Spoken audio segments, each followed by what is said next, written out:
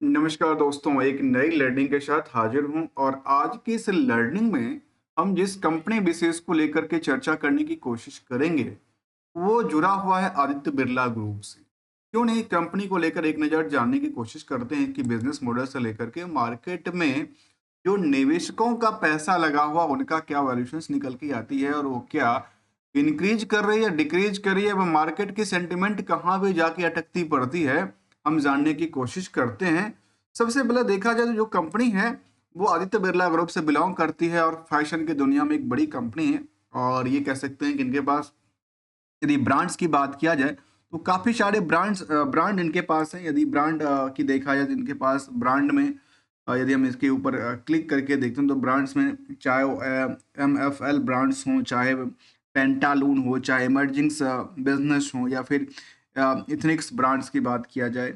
इसके अलावा यदि इस ब्रांड को लेकर देखेंगे तो ये इनके पास जो है mediums fashion and lifestyle की बात की थी, जो कि आदित्य बिरला ग्रुप से बिलोंग करती है और कहती है इंडिया जो first pure play fashion powerhouse with and the elements elegants banquets and the leading fashion brands and the retails format को लेकर कंपनी कहती है। सभी कंपनी अपने बारे में कहती है कि हम सस्टेन करते हैं और इसके बिजनेस मॉडल में यदि देखा जाए सस्टेनिटीज में जहाँ के रिकग्निशन ट्रेंड की बात कहती है और जो मार्केट में डे टू डे फैशन के अंदर जो ट्रेंड आती है, इनके ब्रांड्स की बात किया जाए तो इनके पास यदि हम कुछ ब्रांड्स को लेकर चर्चा करें तो इनके पास कह सकते हैं कि इनके पास जो है जिसमें कि रिबॉक्स आती है।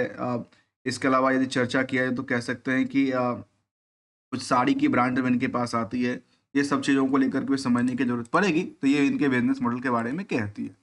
आइए जरा जानने की कोशिश करते हैं इनको लेकर के, जहाँ पे इनकी ब्रांड्स में हमने देखा कि इनके पास अलग अलग जबलू भी इनकी ब्रांड्स के अंदर आती है, जो कि वुमेंस के लिए भी काफ़ी बड़ी ब्रांड्स है। इसके अलावा ऑरेलियस हैं, इलेवेंट्स हैं, इसके अलावा काफ़ी सारे ब्रांड्स यूज सन्स की बात किया था, लेंस सोडिस की बात किया जाए, रिबॉक्स की बात किया जाए, पीटर इंग्लैंड जैसे ब्रांड शामिल है, फॉरएवर्स 21 जैसे ब्रांड्स भी इनके पास ही है। मतलब ये सारे ब्रांड्स का एक कलेक्टिविटी कह सकते हैं कि इन कंपनी के पास काफ़ी सारे ब्रांड्स हैं, उसमें ये अपनी कारोबार करती देखी गई है।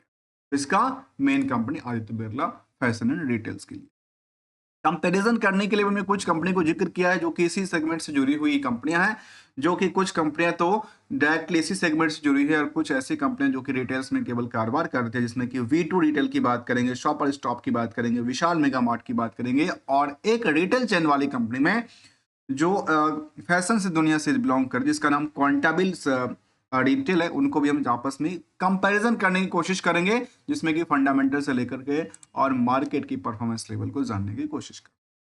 अब यहाँ पे देखा जाए मार्केट में, देखिए मार्केट में कई बार गिरती है, कई बार सोती है, कई बार लेटती है, कई बार उछलती हुई है। ये एक मार्केट की नॉर्मल लाइफ है। लेकिन इस लाइफ में यदि इनकी परफॉर्मेंस लेवल की तरफ आंकड़ा करके देखा जाए तो बुक वैल्यू के मुताबिक मार्केट 720% उछाल क्रिएट कर चुका है। इंट्रिंसिक वैल्यू सलेंट है क्योंकि कंपनी अल्टीमेटली नुकसान में है। कहां तक? लास्ट 12 महीने की डेटाबेस में। क्या लगता है कि 12 महीने के डेटाबेस के बाद मार्केट में सुधरने की स्थिति है या लगातार गिरने की सिचुएशन है? क्या कारोबार धीरे धीरे गिरता जा रहा है या कुछ नई आयाम की तरफ बढ़ता जा रहा है? जहां पे ROE की आंकड़ा नहीं के मुताबिक है और कुछ न्यूट्रल से भी नीचे की इम्पैक्ट डालती है, जहां पे मार्केट का करीब 31,000 करोड़ की है। हायर से लोअर की प्राइस को देखेंगे तो नियरली कह सकते हैं कि अभी बीच बीच के प्राइस के आसपास है। ऑन एवरेज देखा जाए तो उसको यदि आप एवरेज करते हैं तो कह सकते हैं करीब कह सकते हैं कि मैं इसको 550 के हिसाब से यदि डिवाइड करूं तो नियरली कह सकते हैं कि ब्रेक आउट और ब्रेक डाउन दोनों के बीच में मीडियम में रेंज में बनी हुई दिखती है। यदि पिछले एक साल के चार्ट ग्राफ को आपके सामने ही ले लेता हूं, पिछले एक साल के चार्ट ग्राफ के मुताबिक इस मार्केट में इनका जो रेश रहा है उसमें ये सामने दर्ज करते कि इनका जो प्राइस था उस टाइम पे ये था, और उसी प्राइस के जहां तो ओपन हुआ था उसी प्राइस के आसपास के आकर के एक सपोर्ट लेवल लेती देखी गई, और यहां से कह सकते हैं कि बाउंस बैक क्रिएट कर रही है। और बाउंस बैक के बाद मार्केट में कई बार अप डाउन सिचुएशन होती रहती है एक मार्केट में।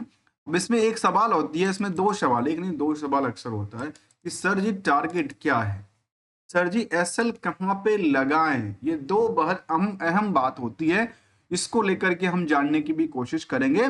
चलिए पहले जानने की कोशिश करते हैं कुछ और पार्ट को, फिर हम इसके रिप्लाई के लिए आएंगे। कंपनी के कारोबार को लेकर के देखा जाए, सितंबर तक का जो रिजल्ट आया था कंपनी का, उसमें अभी तक का जो डेटा, दिसंबर का डेटा अपडेट नहीं हुआ। उसके मुताबिक यदि देखा जाए तो सेल्स में एक लंबी ऊंचाई ऊंचाई क्रिएट किया था, चाहे वो वाई ओ वाई हो, चाहे वो क्यू और क्यू हो। ऐसे ही ऑपरेशन प्रॉफिट को लेकर के नियर अबाउट सेम 10% के आधार पे रही थी। तो इसके अलावा कंपनी लगातार नुकसान ही बुक करती देखी गई है। कब से ना लगातार नुकसान बुक कर रही है? कंपनी का नुकसान 2023 के मार्च से लगातार नुकसान हो रही है। उस नुकसान के पीछे वजह क्या है? क्योंकि कंपनी ऑपरेशन से तो 10% की कमाई कर रही है अल्टीमेटली। तो ये जानना जरूरी होगा कि आखिर इसमें नुकसान के प्रति रीजन क्या है। क्या कंपनी काफी ज्यादा कर्ज से ग्रसित है, जिसकी वजह से उसको इंटरेस्ट पे आउट करना पड़ता है, और उसको लेकर के उनको रिस्क क्या कह सकते हैं, जो प्रॉफिटेबिलिटीज पार्ट है वो लगातार गिरता जा रहा है। आइए थोड़ा चार्ट की तरफ चलते हैं और अपने डिस्प्ले पे आते हैं और देखने की कोशिश करते हैं। यहाँ पे डिमेरिट दर्ज करती देखी गई है कि जो इनका इंटरेस्ट की वर्डन है वही सबसे ज्यादा इनको डैमेज कर, अर्थात कंपनी ने कर्ज काफी ज्यादा लेके रखा है, उसकी वजह से ऐसा दर्ज करती देखी गई। ईयरली ग्रोथ को लेकर के कंपनी ने सेल्स को तो इंक्रीज किया बट प्रॉफिट को इंक्रीज नहीं कर पाई। क्यों? क्योंकि उसके डायरेक्शन ये रही, जो उनका कर्ज ज्यादा रहा, कर्ज के बेसिस पे इंटरेस्ट पे आउट ज्यादा रही, तो भाई मार्केट में आप बचाओगे क्या जब आप पेमेंट ही कर दोगे? तो दूसरा एंगल ये होता है कि उनको बिजनेस को लगातार बढ़ाना है, कर्ज तो कभी पे कर देंगे। तो क्या कर्ज की सिचुएशन में दो चीज देखना पड़ेगा, क्या कंपनी लगातार वर्किंग कैपिटल के लिए ले रही है या कर्ज लेकर कुछ फिक्स एसेट्स क्रिएट करती है।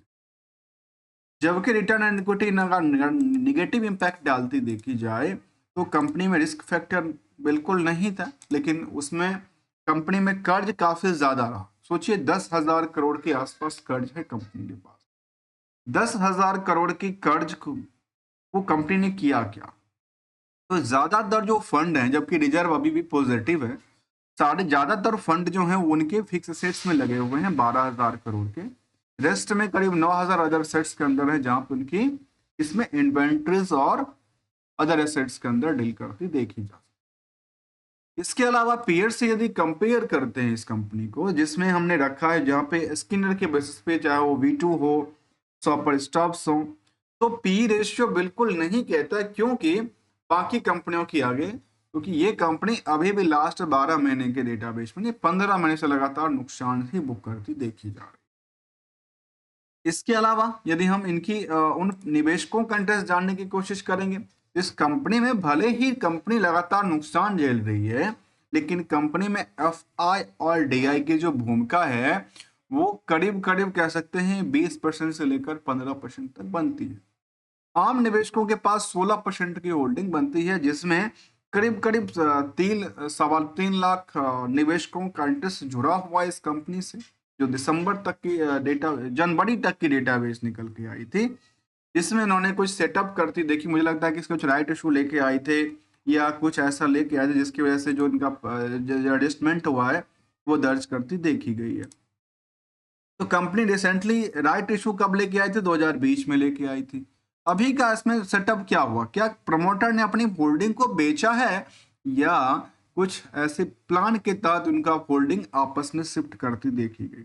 ऐसा दर्ज करती देखी गई FII के पास 2% बढ़ी है और प्रमोटर ने अपनी होल्डिंग को बिकवाली किया, लेकिन ऐसा उन्होंने कोई डेटाबेस तो साझा नहीं किया। हो सकता है कुछ राइट इशू या कुछ और वजह से उन्होंने ऐसा दर्ज करती देखी जाए। यदि रिसेंटली अपडेट की तरफ चले तो कंपनी ने इसको लेकर अपने रिजल्ट प्रोस्पेक्टिव डेटा को लेकर कहा है कि हमने रिजल्ट देने वाले हैं, और रिजल्ट कब देने वाले हैं? 14 तारीख को अहम दिन है जिसमें कंपनी रिजल्ट देने की घोषणा कर। कंपनी ने प्रेफरेंशियल अलॉटमेंट के थ्रू, कहती है execution of the share subscriptions agreement with the respect of the proposed preferential issue allotment, जो आदित्य बिरला ग्रुप ने प्रेफरेंशियल अलॉटमेंट करके अपनी पोजीशन को थोड़ा सा कम किया है और दूसरे के पास पोजीशन शिफ्ट करती देखी गई। यही एक पहलू था। जिसकी वजह से जो शेयर होल्डिंग पैटर्न था उसमें चेंज देखा गया। कंपनी में रिस्क की फैक्टर थोड़ा सा ज्यादा कहती है। रिस्क के मुताबिक रिटर्न का जो एक्सपेक्टेशन है वो तो आसमान छूने के लिए है, और आसमान छूने के लिए पिछले 1 साल वाली प्राइस पे आज भी क्रिएट करती देखी गई। इसको कह सकते हैं क्या आज भी अपॉर्चुनिटी क्रिएट करती है। अपॉर्चुनिटी क्रिएट करने के बाद क्या यहाँ से बाउंस बैक क्रिएट करेगी, क्योंकि पिछले साल की डेटा की बात करूं तो मार्केट में उसके बाद लगातार डिप की तरफ इशारा करती गई, लेकिन यहाँ पे खरीदारी बिकवाली दोनों हुआ है। ऐसा नहीं कि सभी के पैसे नुकसान ही हुए हैं, पैसे बने भी हैं, नुकसान भी हुए।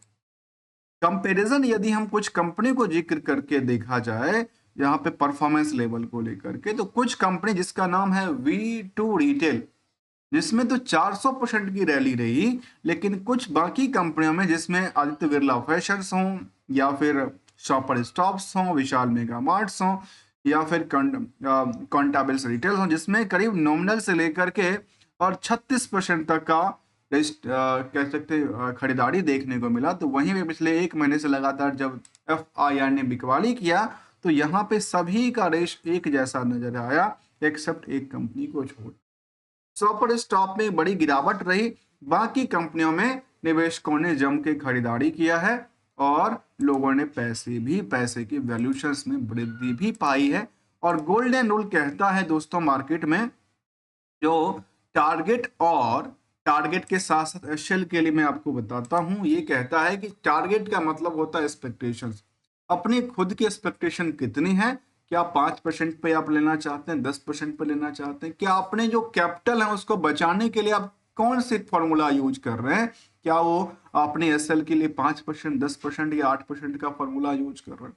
क्योंकि दोस्तों मार्केट में रिस्क सबकी अलग अलग है, ऐसा नहीं कह सकते कि सब एक ही जैसा है। सबका कारोबार अलग अलग डायरेक्शन से चलती है, सबका कुछ मेरिट कुछ डिमेरिट की बातें कहती है, और सबकी पॉलिसी अलग अलग होती है। तभी तो मार्केट में कोई आज 10% सर्किट पे बेच रहा है तो कोई 20% लोअर सर्किट पे भी खरीदने के लिए रेडी बैठा, बट बशर्ते डिमांड और सप्लाई कम होकर के रखी।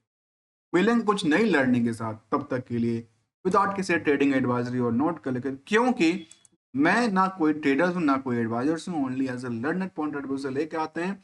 मिलेंगे कुछ नई पॉइंट के साथ, thanks for the joining us.